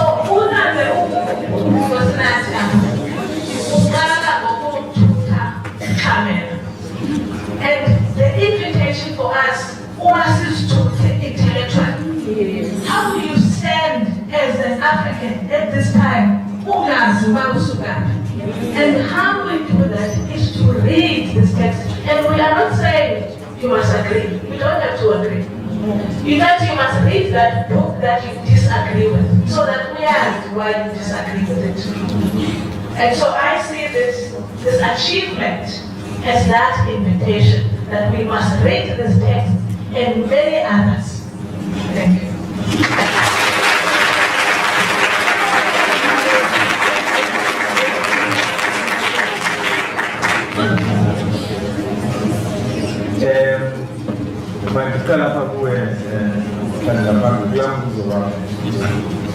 I think he was extremely frustrated by what he saw as who he was, and say, and there were many instances that contributed towards the people that he became.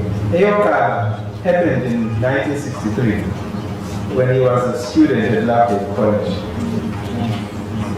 And in that year, about 50 students. And Loveday College took pride in the fact that it was a liberal institution. And it ended up being his brother, Kaya, who went to jail. He ended up 16 or so.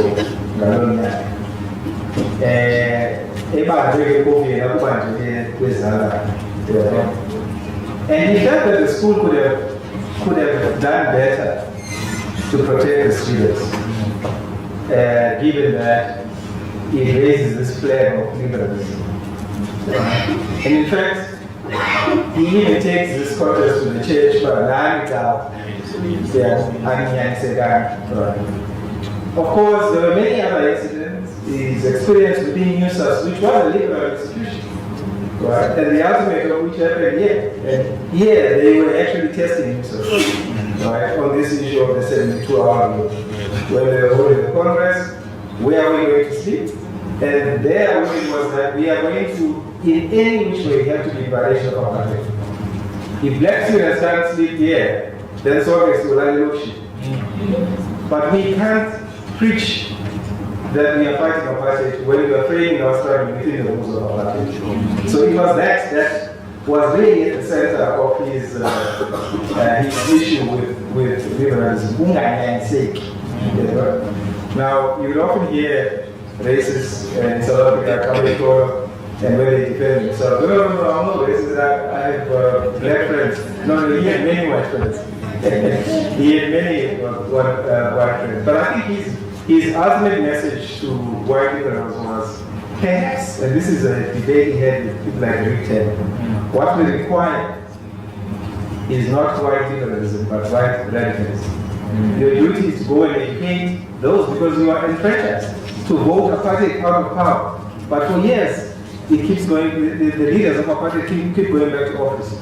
So the work of white liberals is to go and educate the conservative South African lot to transform. Right. So I guess what he was saying there in that interview is that the dream is a truly non-racial egalitarian society, but there is no shortcut to that. You can't pretend that you have non-racialism. You have to fight for non-racialism.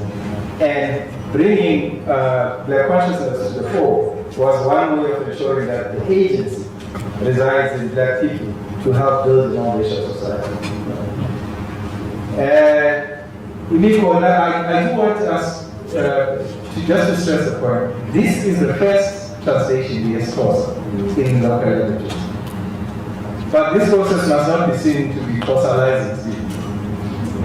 Right. I said to you that it is our wish to be able to do more, and of course we are dependent on people raising their hands for challenge that was posed here, particularly in institutions like this and others. I did say that several Kodaman who want to translate it into Kiswahili, right? And we are beginning that process.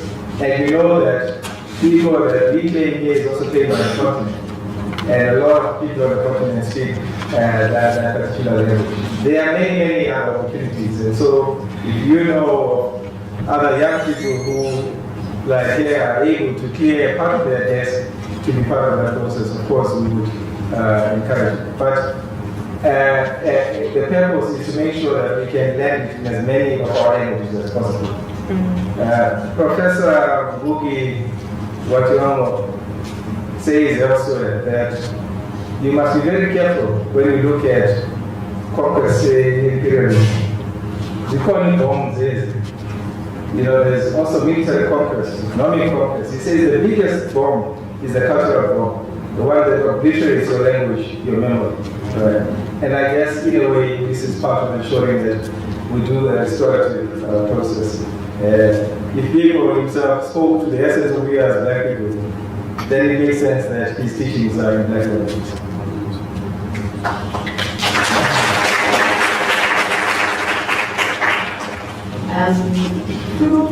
That was about the time to me, like what is it about this particular time that's happening that we understand why I read that I came out there, but and Difunu Poeta in a way and not comment directly because I think the politics are obvious in a sense, or maybe they're not.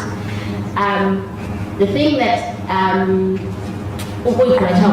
is we live in a country where just last week, I think, there was an organization that made a reading panel. It's not an organization as such, but I think more of a think tank. The reading panel was convened by Dr. Bumzile Mlambo-Lunga as a response to research that says, abantwana bethu ingakumbi abantwana abamnyama abakwazi ukufunda ngeelwimi zabo ngentsingiselo at a certain age. Now that looks looks like it's not a political issue, it's an education issue, but there's something political for me about this book coming out against Xhosa as a direct response to that issue.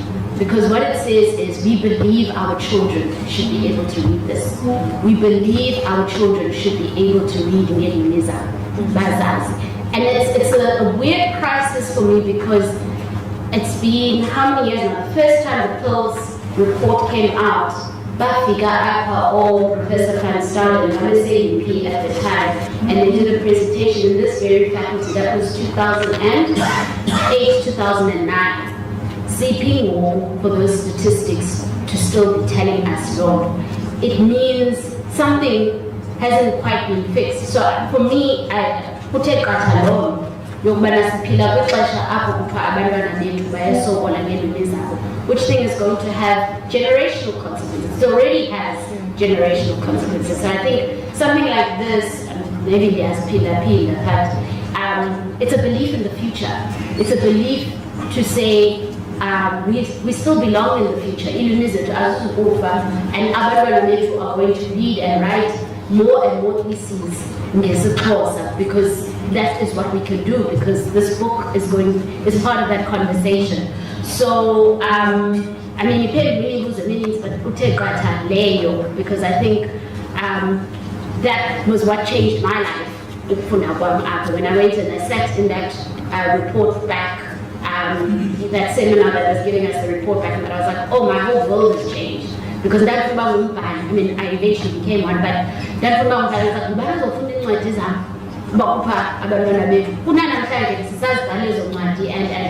but there's something very specific happening, and I'm going volunteer so you know, and there have been initiatives and so on, and I'm not downplaying that, but there's something about this time and the physical act yokufunda nokuhlala phansi ufunde uzimamele umamele nalento. Something's happening. Singathetha nge-AI, singathetha nge-social media, but something's happening that is vying for the attention yomntana omnyama ethi makangafundi makangazazi into ezithile, and how are we going to respond to that in light of what this book is trying to do?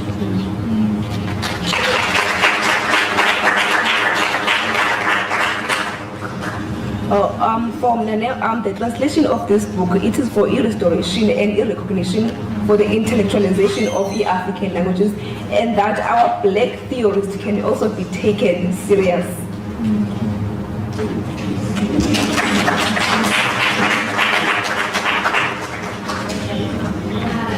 I think the significance in this is that it's just after these are 4, 1, 2, it lost scale the commemoration of these must fall actually, and I think what better time for the book to be translated than that, because female fall is not just about people, it's also about decolonized education. And with that commemoration in mind, and with that in mind, we think to ourselves, how far have we gone in decolonizing our education? And a part of that is translation. It's making it, and I link it back to the accessibility point, because it's a privilege for us to sit here and talk about black consciousness the way that we are. It's a privilege that we understand it as well as we can speak the English language that we're speaking and reading the way that we are. But this is a privilege that so many South Africans do not have, South African students particularly, South African learners do not have. And so by translating, we are growing that accessibility, and we're allowing so many other people to be part of the conversation. I think one thing that I said when I started was that politics feels so far, because there's such big terms that are in English that it's very difficult to join the conversation. I remember when I was young, it was so difficult for me to join conversations with my aunts and my uncles who were talking about, yeah, this is what's happening in the news, and I wanted to be in the conversation so badly. But because I didn't know how to speak the political language at the time, it was very difficult for me to be part of it. So, but by translating this book, we allow people to think about what liberalism is, for example. We allow people to think about what are identity politics, right? What role do identity politics play within everyday life? Like what Dr. Masola said in the beginning, is that this book, political, socialism, philosophy, economic. We are growing and widening our knowledge base, and that's what I think the book provides. I think also linking it back to, sorry, I know it's hard. Oh yeah, and leading it back to your question, the liberalism of it. I think one thing I think T.F. was very contagious, contagious in that he says this, but it's something different, and he tries to articulate this concept, but in essence he says something else and contradicts himself. It's very contradiction. In that, like the page that you read, right, it sort of makes it seem like he is very liberal, right? And even in the interviews, advocating for an egalitarian society basically goes against a lot of our theories, right? But in page 39, I don't know, it's too difficult for me to read, but I'll try. In page 39 it says,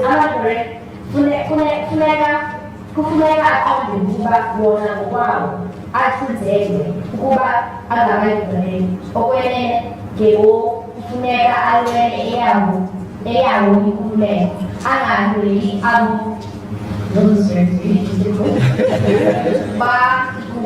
bakucela ekuthiwa ngabanye xa bebizwa ave wona engakwazi ukuthi bandakanye nabo. And this concept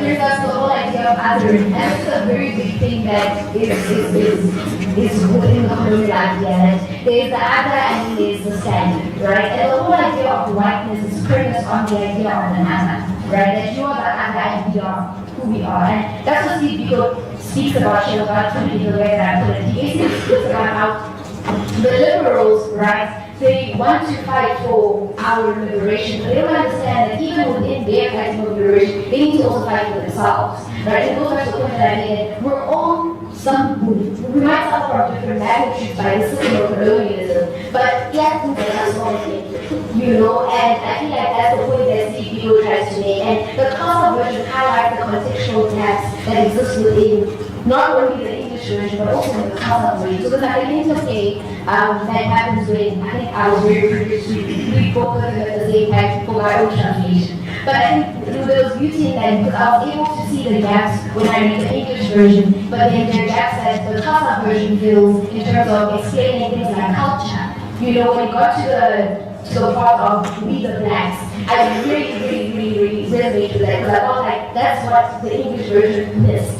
Right? And then I get to the part where we're now speaking about politics like the liberals, and then I go to the English version because the English concept, the English version explains it better. And yeah, I think that's what it's just Thank you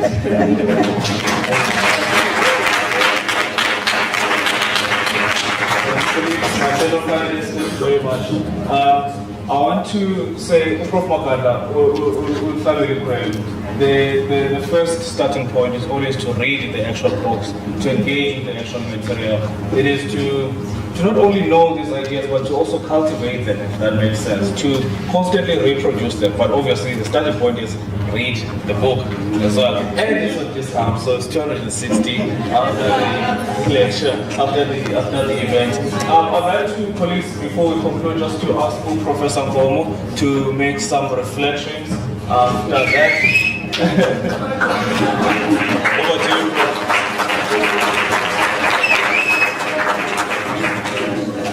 Of course, the program director. But at this time, I don't want to be Chinese wall. Not 15. Otherwise, this is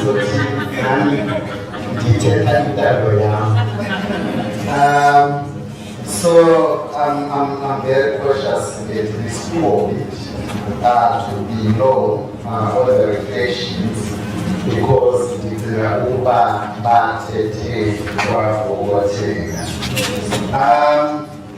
just a few points to highlight that address some questions that have been asked, particularly the question of whether this translation will bring us closer to the original ideas that Steve Biko wanted to articulate in this book.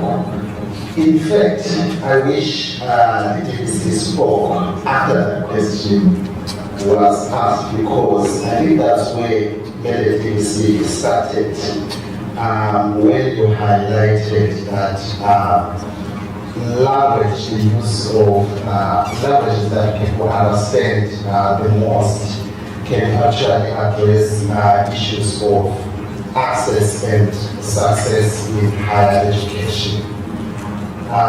So indeed, African languages have the potential to actually do that, and the program director also emphasized on that. And then maybe we also need to reflect on translation itself as an enterprise. I want to emphasize on the power of translation. Translation can actually bridge the divides across the linguistically and culturally diverse worlds. I think we have a very simple example, because people will always say a translation is a copy, and after all, a poor copy of the original, and therefore we should not translate. I think the best example is the Bible. I think it shows, one, that you can translate ideas, and two, it also shows that you can translate into any language. I think this then brings us to another important point. That is the question of whether our own languages can help us perform certain activities, on which I think I will just a very short history lesson, that around the 1500s, English, which seems to be a norm in higher education and other powerful domains, was actually worse off than what or where its closer is today. And then closer to home, we have Afrikaans, which at that point did not exist. And it can take maybe some activists reporting a particular university to the Human Rights Commission to stop Afrikaans. Otherwise, where it is now, we know that it can be used almost virtually in every domain. And therefore, the works, this work that is celebrated today, just like Ndibhala and another translation again by Professor Mtuze, and is the Ndibhala. This is the translation of the Legend of the Earth. Actually demonstrate that you can translate complex philosophical ideas and even articulate them in any language. I can go as far as saying, perhaps if it wasn't for the context which marginalized, the context which undervalued African languages, perhaps Mandela would have written Ulongo, yes, Xhosa.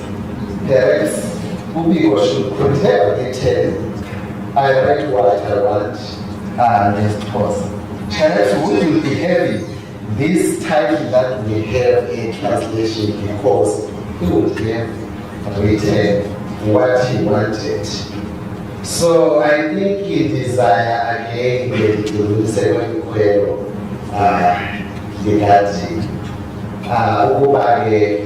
we have examples of good practices, we have examples of potential. We are already inspired, and we are actually hoping that we'll be articulating the same ideas about the importance of African languages when we launch a few translations of Decolonizing the Mind in African languages, that is Zulu, Xhosa, Sesotho, Kiswahili, Ndebele, by August. Some of the texts are already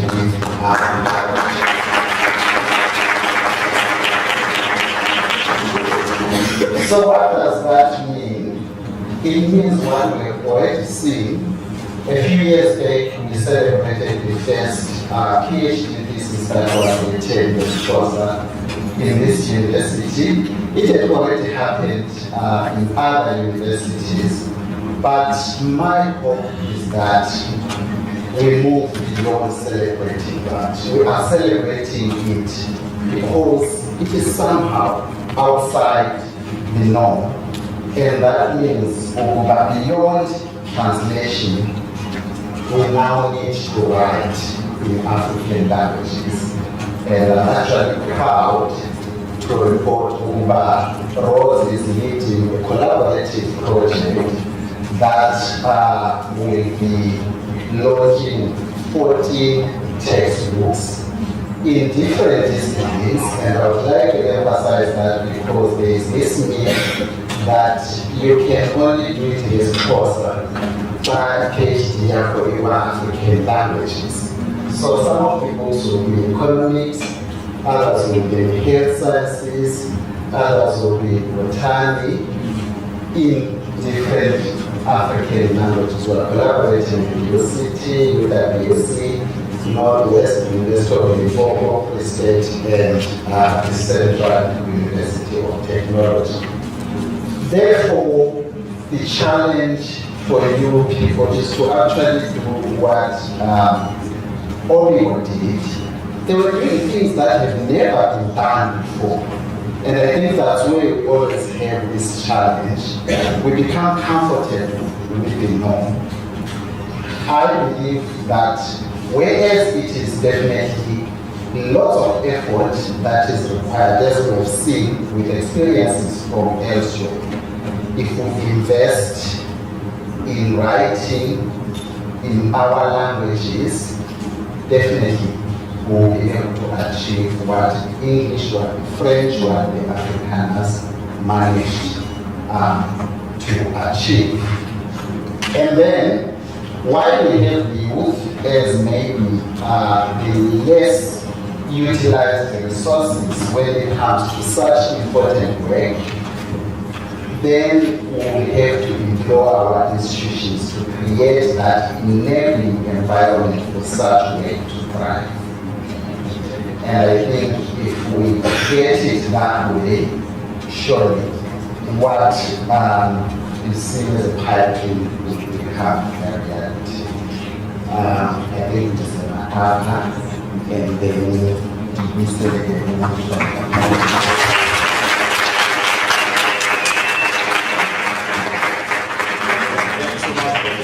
I won't waste more time. I'll just ask you, Professor Eloy Ndibhala, the HOD of the Politics Department, to just give us a vote of minutes.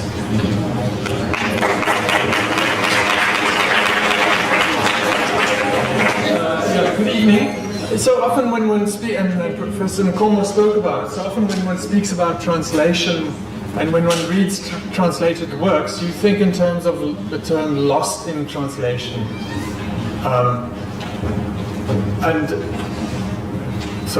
You think in terms of lost in translation, but I think here very much the opposite is true and is evident. We can speak about the gift of translation, right? This will now become a gift that will outlive us, and it'll be read and continue to be read. So thank you for that. I would like to thank our panelists, firstly Mr. Biko. So I used to, when I started at Rhodes in 2018, I taught the course Introduction to Political Philosophy here in this class. And so you'd read things like Plato and John Rawls and John Locke and so on. But in my course I included a section of Biko's book. And after one of these classes, a student came to me and he said, we want more of this. Biko is our guy. And I think so tonight we spoke about the book and we spoke about the words and the text. But Biko also represents much more, and I think that's why many of you are here. His life and his example remains one of the most important in the South African story. So Mr. Biko, so you're also a representative of that, and you represent that for us. So thank you very much for your presence.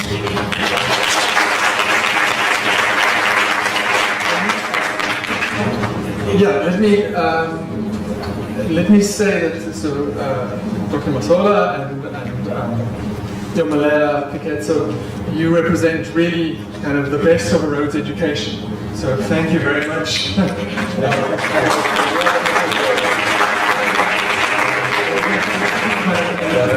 Just specifically, Dr. Masola, what sort of struck me is kind of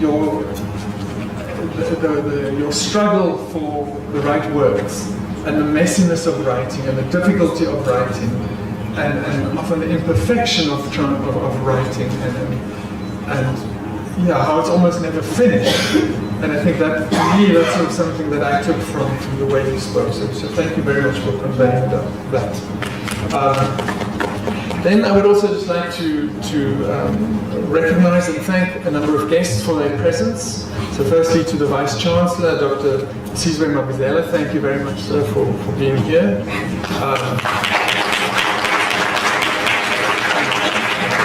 To our Deputy Vice-Chancellor, Dr. Kwezi Msnakazi, thank you very much for being here. To the Dean of Humanities, Professor Mahatla, thank you for being here. The Deputy Dean of Humanities, Professor Mwepu. To the head of the School of Languages and Literatures, Professor Arthur Mukenge, thank you very much. To the various members of the Student Representative Council, thank you very much for your presence here. Then I would also like to just say that this event wouldn't have been possible without Professor Nkomo. So as was mentioned, he holds the SACHI, the NRF SACHI chair of the for the intellectualization of African languages, multilingualism and education. The translation of intellectual and fictional works by African writers into African languages is a slow, as we could see here, but a very important process. But however slow this process might be, we have the comfort that these words will now find new audiences and will remain to be read for a very long time. And then I would like to, so when I finish, there will be food outside. This table was set up, and much of the setup was done by 5 of our wonderful postgraduate students. So I just want to acknowledge them. Sindisiwe Ngubane, Esperance Mwepo, Gubulete Makina, Tsitso Hove, and Tisetso Mshlako. So thank you very much for all you've done and for making it grand.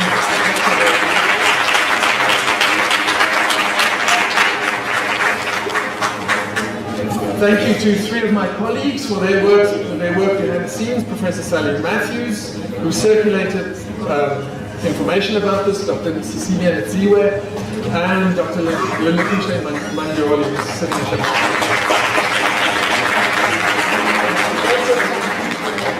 Often the administrators do a huge job, but one never sees them.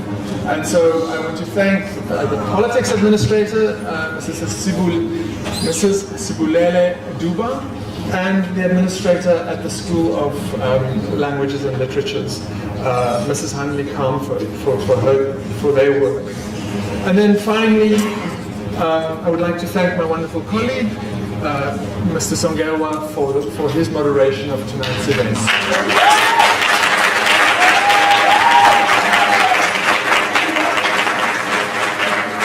And so thank you very much, and that brings us to a close. There are books to a close.